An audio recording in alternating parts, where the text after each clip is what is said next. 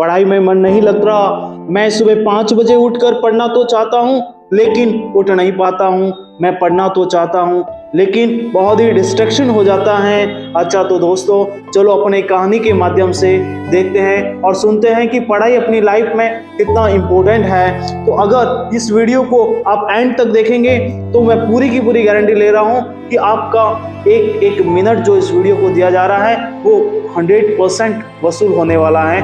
Clear है दोस्तों? ये कहानी मध्य प्रदेश में जन्मे छोटे बच्चे भीम की है, जिसको बचपन में ही प्राइमरी स्कूल में परेशानियों का सामना करना पड़ा क्योंकि उस टाइम उसकी जाति को अछूत माना जाता था। उसको अन्य बच्चों के साथ में टीचर नहीं बिठाते थे और उसको उस मटके को हाथ लगाने तक नहीं देते थे, जिससे अन्य स्टूडेंट जो थे वो पानी पिया करते थे। उसके लिए अलग से सारी व्यवस्थाएं कर रखी थी। भीम एक ऐसा बच्चा था जिसको क्लास के अंदर बिठाया भी नहीं जाता था। उसको या तो दरवाजे के पास में या फिर क्लास के बाहर बिठाया जाता था। उसके बाद भी वो क्लास में टॉप करता था, क्योंकि भीम के पिता और भीम का एक संकल्प था कि हमें बस पढ़ना है, हमें पढ़ाई को छोड़ना नहीं है। और उसके बावजूद भी वो क्लास में टॉप करता था और उसने पढ़ाई को रेगुलर रखा, कंटिन्यू रखा। और बहुत सारी उसके सामने मुसीबतें आई, परेशानी आई, सबको उसने फेस किया और उसकी अपनी जो पढ़ाई है वो कंटिन्यू रखा।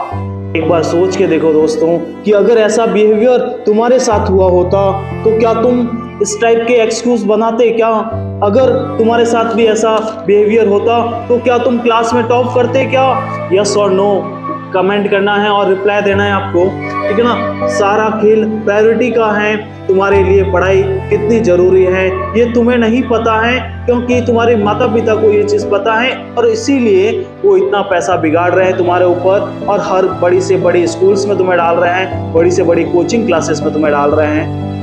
उस बच्चे भीम की सिर्फ प्राइमरी एजुकेशन ही खराब नहीं थी, भेदभाव तो लंदन से हायर स्कूल लेते टाइम भी बहुत हुआ था। इंडिया में जाति से और वेस्टर्न में रंग से चलते बहुत ही भेदभाव हुआ है और इन सारी परेशानियों को फेस करते हुए उन्होंने अपना एजुकेशन पूरा किया है मेरे दोस्तों।